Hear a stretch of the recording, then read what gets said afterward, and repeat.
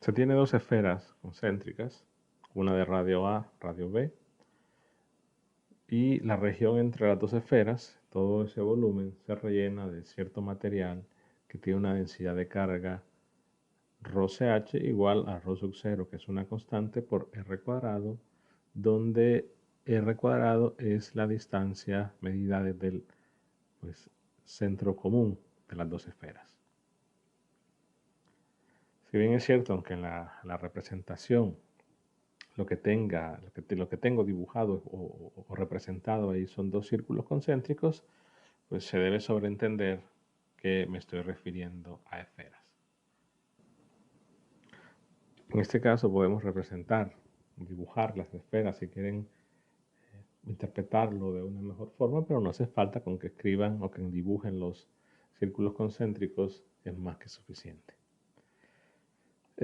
Tenemos entonces un problema de esferas concéntricas y hay que observar que la densidad es una función, en este caso de R. No hay en nuestro problema otro tipo de carga aparte de la que hay en las esferas, que podría estar en cualquier lugar. En este caso únicamente hay en esa porción de volumen en el interior de la esfera de radio B y en el exterior de la esfera de radio A, o sea, en la región entre A y B. Entonces debemos recordar que si la densidad es una función de R o también una constante, y no hay más cargas aparte de esa densidad, de esa distribución volumétrica en este caso, entonces lo que tenemos es que el campo eléctrico va a tener una componente que dependa únicamente de R y va a tener la dirección de R. Recordemos que si ya coloco una carga puntual en cualquier lugar, la diferencia sería es que ya no tendríamos una dirección de R, porque claro, este R se debe sobreentender que se está midiendo a partir del origen colocado en el centro de las dos esferas. Entonces, si yo tengo un origen, claro, entonces entender que es un vector radial, pues es que a partir de ahí los vectores salen en todas direcciones.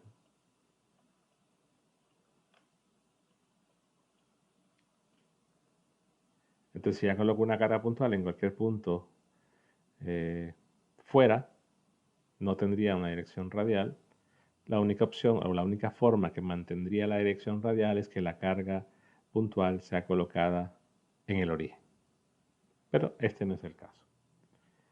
Entonces, al tener o al saber ya que nuestro campo va en dirección de R y nuestra componente depende de R, entonces podemos usar la ley de Gauss para calcular la componente en sí. Sabemos que es una función, pero no sabemos qué tipo de función. Es una función de R, pero no sabemos qué tipo es. Entonces, al usar la ley de Gauss, tenemos entonces que el flujo eléctrico en una superficie cerrada es igual a la carga que está siendo encerrada por la superficie, en este caso sería la gaussiana, que ofrece la posibilidad de poder despejar el campo. Se debe tomar en cuenta para este caso que dado que tenemos cambios en las densidades, porque lo mencionamos en la teoría, ¿no? Que fuera de las distribuciones, en este caso en la región de la esfera de radio A y fuera de las dos esferas, es decir, para R mayor que B, estamos considerando vacío. Pero tenemos un cambio entonces de medios, es decir, para R igual menor que A hay vacío, para R entre A y B tenemos un material con una densidad de carga volumétrica y para R mayor que B tenemos vacío. Entonces tenemos tres regiones, por lo que tenemos que distinguir para nuestro campo eléctrico, definirlo como una función seccionada, es decir, llamémosle un E1, que depende de R, un E2 que depende de R, un E3 que depende de R, y esto es para R menor que A, para R entre A y B,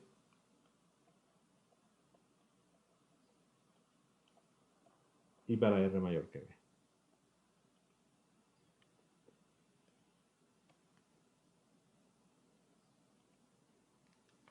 Entonces quiere decir que la opción acá para determinar el campo en cada una de las regiones es que tenemos que aplicar la ley de Gauss, considerando que nuestra gaussiana, en este caso, va a ser una superficie de radio R, en este caso sería la superficie de una esfera, o la gaussiana sería la superficie de una esfera, de un radio R, y que ese R pues va a estar determinado, en primer lugar va a tener que ser menor que A, luego va a estar entre A y B, luego ese R va a ser mayor que B, es decir que debo buscar construir esa gaussiana que el R cumpla con estas características o que ese R, el radio de la esfera, que es la superficie gaussiana, pues quede en cada una de esas regiones. De esa forma vamos a poder determinar cuánto es el campo en cada una de ellas. Lo que hay que recordar es que aquí estamos calculando el valor de la componente.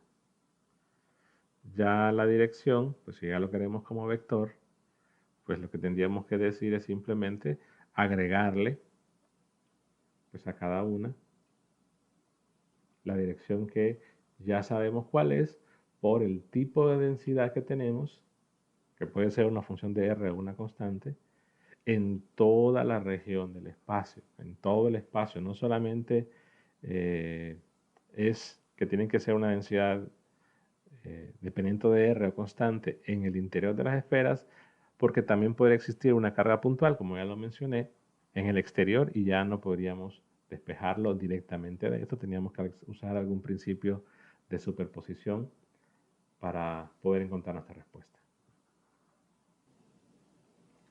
Iniciamos para R menor que A. Esa va a ser nuestra primera solución. Vamos a encontrar cómo es el campo en R menor que A. Vamos a tener que considerar que nuestra gaussiana, que es una esfera, la superficie de una esfera, ¿no?, de un radio R,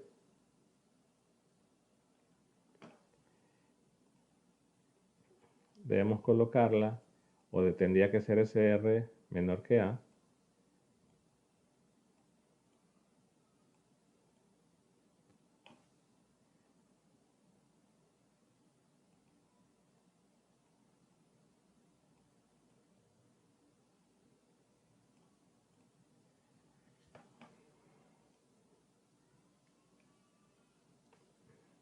también sería concéntrica, solo que aquí hay un radio R.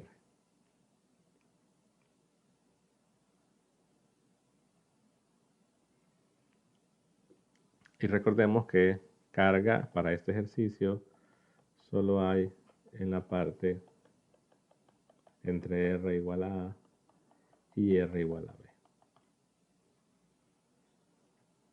Entonces, si nuestra superficie gaussiana es una esfera de radio R, debemos recordar que la ley de Gauss se va a reducir únicamente a el campo por el área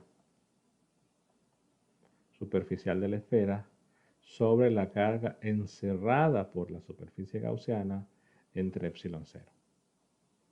Y dado que en todas las regiones que hemos indicado la superficie gaussiana va a ser siempre una esfera, solo que el radio va a estar en una región diferente, entonces el lado izquierdo va a ser igual. Nos concentramos únicamente en lo que va a encerrar. Claro, recordemos que esto se va a verificar porque hemos ya justificado que el campo tiene dirección radial, que el campo, la componente, solo depende de R, y al considerar la gaussiana, entonces una esfera concéntrica, entonces el campo es paralelo al diferencial de área en cada punto de la esfera gaussiana, y al depender de R el campo es constante y sale al integral y por eso me queda. O sea que para llegar a este punto ya hemos hecho todas las consideraciones del caso. Queda entonces nuestro E por 4pi R cuadrado igual, y nuestra gaussiana hay que observar que lo que está dentro de ella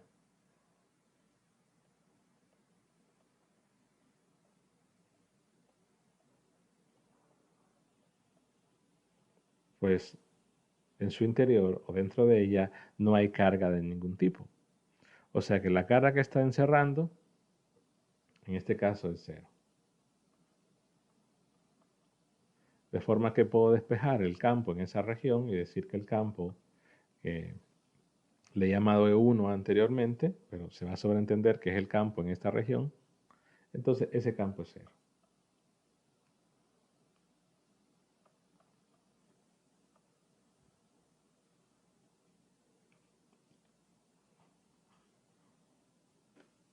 Necesitamos entonces ahora ver la información o hacer el cálculo en la región ahora para A, para R entre A y B. Para R entre A y B, nuestra gaussiana, que sigue siendo una esfera de radio R, pero ese R tendría que estar ubicado dentro de la región entre A y B, entonces lo que hacemos es ubicar esa gaussiana de esa manera, de forma que el radio R quede justo, o sea, un radio que sea o que cumpla esta característica, que esté entre A y B. De forma que la carga que encierra o la carga que hay en el interior, veamos que el interior abarca dos regiones, una región donde hay vacío, pero también abarca una región donde tenemos carga debido a la densidad volumétrica que hay. En este caso, la carga que encierra es esta parte.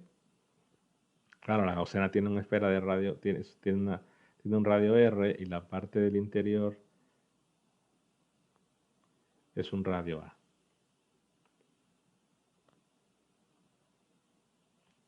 De forma que al aplicar la ley de Gauss, el flujo sobre nuestra gaussiana es igual a la carga encerrada sobre epsilon 0. Ya dijimos que el lado izquierdo, por todos los supuestos, quedará E 4pi r cuadrado.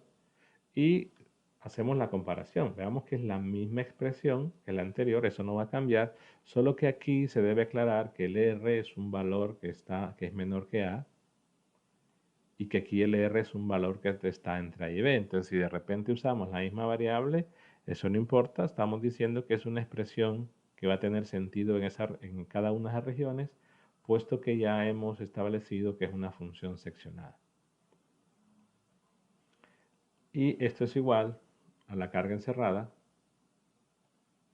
que, repito, es todo lo que queda entre la esfera. Veamos qué es lo que hay entre la esfera de radio A y la gaussiana.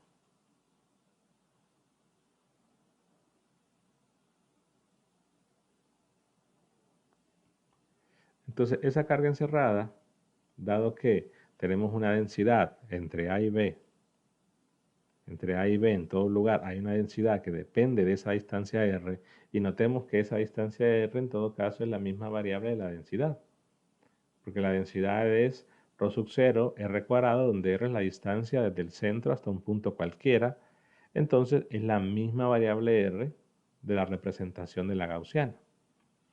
De forma que yo puedo decir que la carga que hay ahí, al ser una densidad variable, es esa densidad por el diferencial de volumen.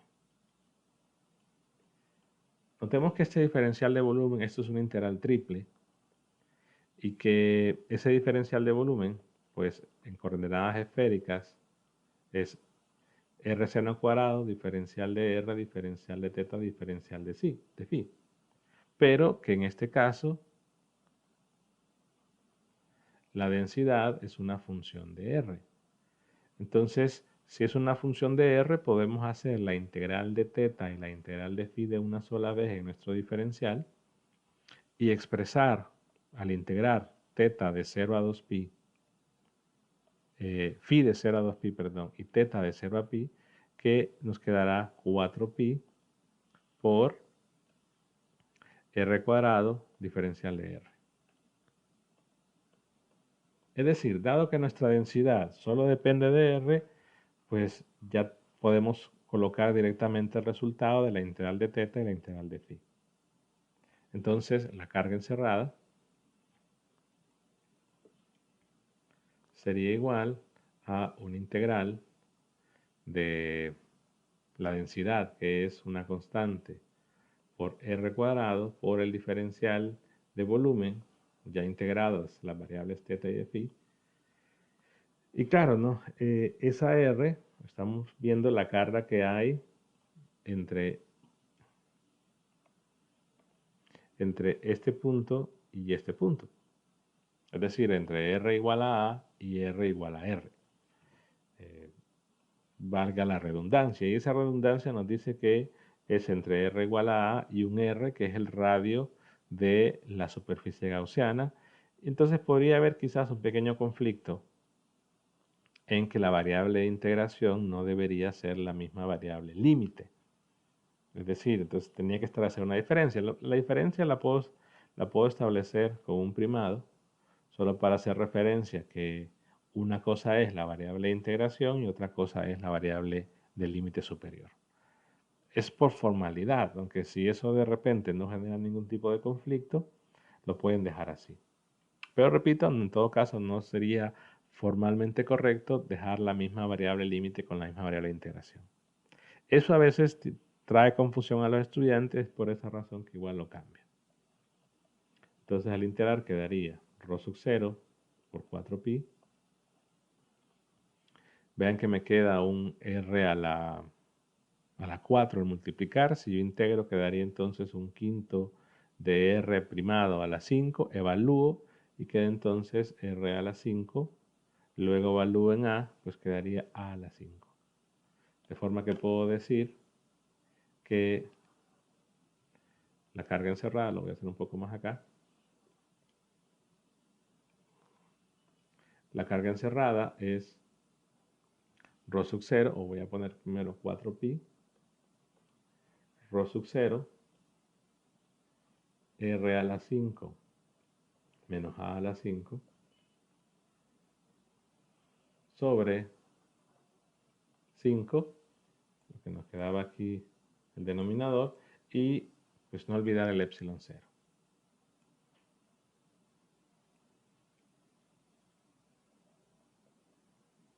Claro, ¿no? Y recordemos que el R de acá, el R del lado izquierdo, es el radio de la superficie gaussiana, porque esto representaba el área, o es el área de la gaussiana. Y el otro R es el límite superior de la integral, pero que también es el mismo radio de la gaussiana. Entonces el R es el mismo en ambos lados. Entonces si se pudieran simplificar, se hacen. Si no, pues se deja la expresión como está, pero es el mismo R. O hacemos referencia a la misma variable. El 4pi se va. Nos queda que el campo va a ser igual a un rho sub 0, r a la 5, menos a la 5, sobre 5 epsilon 0 por r. Ya tendríamos el campo. Esta expresión tendría validez únicamente entre rho igual a y rho igual a b. Vamos ahora en la última región, que es para r mayor que b, de forma que ahora el radio de nuestra gaussiana tendría que estar ubicada en esa región. Por lo tanto, la gaussiana es una esfera cuyo radio es mayor que b.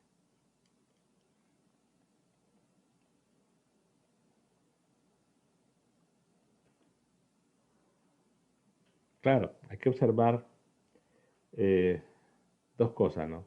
Nuevamente, la ley de Gauss, al evaluar sobre esa superficie gaussiana, el lado izquierdo va a quedar igual, solo que ahora el R representa un valor que es mayor que b. Pero al fin de cuentas siempre queda E por 4pi r cuadrado, y lo que tengo que ver es cuánto es la carga encerrada. Segundo, que la ley de Gauss lo que ve es carga encerrada, significa carga dentro de la gaussiana. En ese sentido, muchos estudiantes lo toman como que es la carga que hay en la región. Claro, uno puede decir, en este punto, como es parte del vacío, en ese punto no hay carga. Bueno, pero eso es una cosa. Pero en la ley de Gauss lo que dice es la carga que está en el interior. Recordemos que estas son esferas. De forma que, o sea, si lo vemos quizás de manera tridimensional,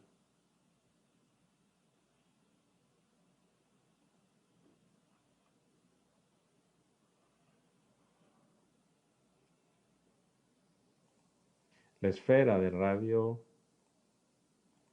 R está conteniendo a las dos esferas de radio A y de radio B.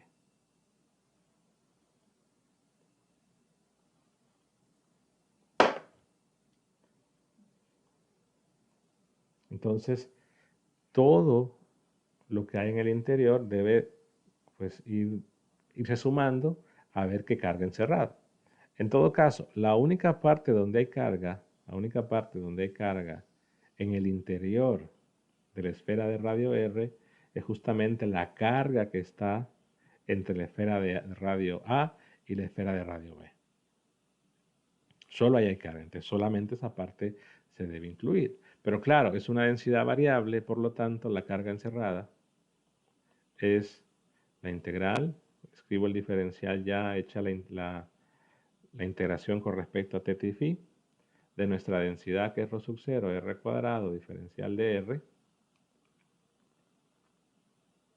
Y claro, aquí la integral tengo que hacerlo en la parte donde está la carga, que es entre A y B.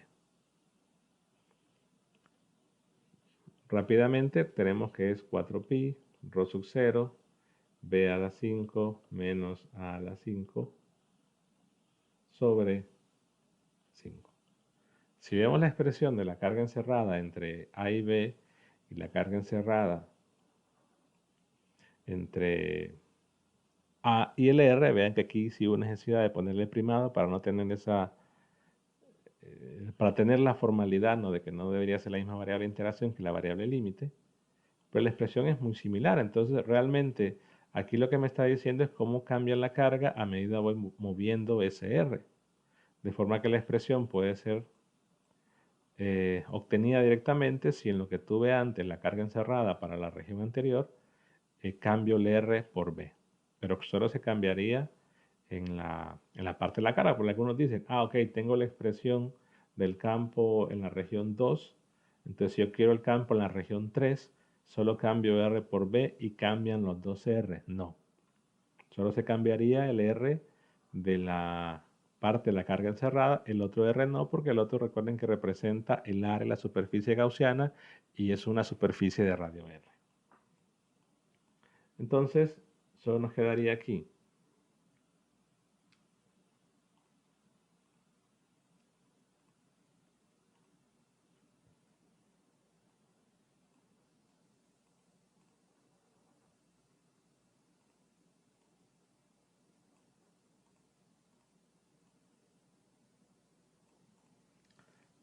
solo nos quedaría aquí entonces 4pi,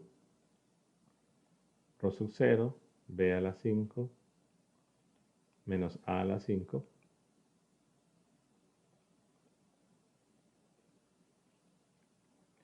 entre 5 epsilon 0. El 4pi se va. Y lo que tenemos es que el campo en esa región que hemos llamado región 3 es ρ sub 0, b a la 5, menos a la 5,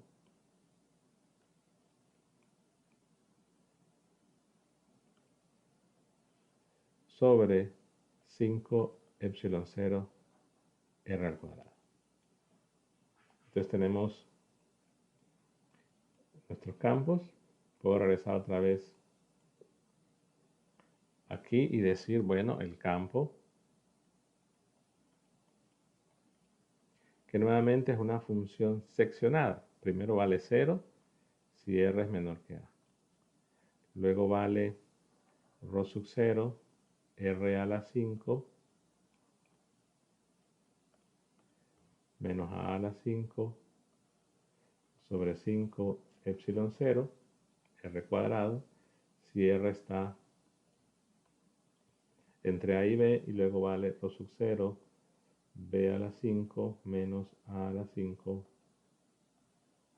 entre 5 epsilon 0 rho cuadrado. Le escribo la dirección, que es dirección R. Y aquí es si R es mayor que B.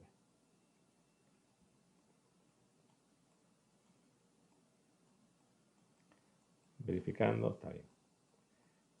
Bueno, otra pregunta que puede surgir al tener nuestro campo ya es que hay saltos, ¿no? Es una función seccionada y por lo tanto una función seccionada puede tener discontinuidades.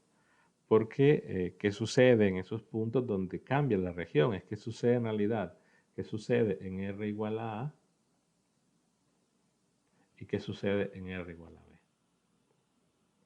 Vean que he dejado estrictamente las desigualdades con menor, no he puesto menor o igual, porque quiero evaluar la continuidad de esta función seccionada.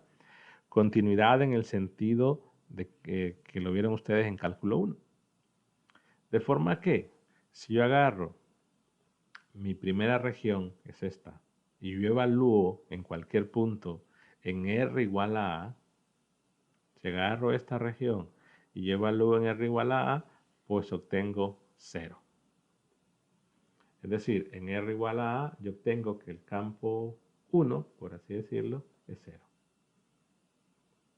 Si ahora agarro la región 2 y evalúo en R igual a A, obtengo también 0. O sea que, visto el concepto de cálculo 1, si nosotros tenemos nuestro gráfico, ¿no? Si quieren lo pueden hacer. Es decir, cómo varía la componente, no el vector, sino la componente en función de R. Lo que obtengo es que tengo el punto A, entonces para R menor o igual que A, esto vale 0.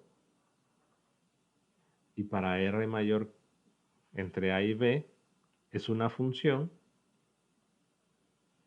pero que es una función que de repente necesitamos un poquito de datos para evaluarnos. Necesitaríamos saber ese rho sub 0, qué constante es, si es positiva o negativa, para ver qué tipo de función, pero veamos que es una especie de mezcla entre una función de grado 5, que si yo separo tendríamos un polinomio, una de grado 3, entre una inversa de grado 2. El gráfico se puede realizar, pero en todo caso lo que me interesa es qué sucede en la región 2 cuando evalúo en R igual a A, que también da 0. Entonces lo que estamos diciendo aquí es que el límite, cuando evalúo el campo, cuando R tiende a A por la izquierda, me da lo mismo el límite cuando R tiende a A por la derecha. Y dado que la función está definida y da lo mismo, entonces tendríamos una continuidad de la función en R igual a A. Y quizás podrían verificar que el gráfico de la función 2 pues sería quizá de la forma así. Más bien, algo así. Claro, este es un gráfico cualitativo, ¿verdad? Teníamos que dar valores puntuales, específicos de las constantes para determinar cuál es la forma del gráfico. Considerando que ρ sub 0 es positivo, el gráfico tendría esta forma. Lo mismo tenemos que hacer en ρ igual a b. Si ahora agarro nuestra expresión y digo, bueno, en R igual a b, si evalúo mi función en R igual a b, el campo 2, lo que me queda es ρ sub 0, b a la 5 menos a la 5 sobre 5 epsilon 0 b al cuadrado. Y si evalúo el campo 3 en R igual a b,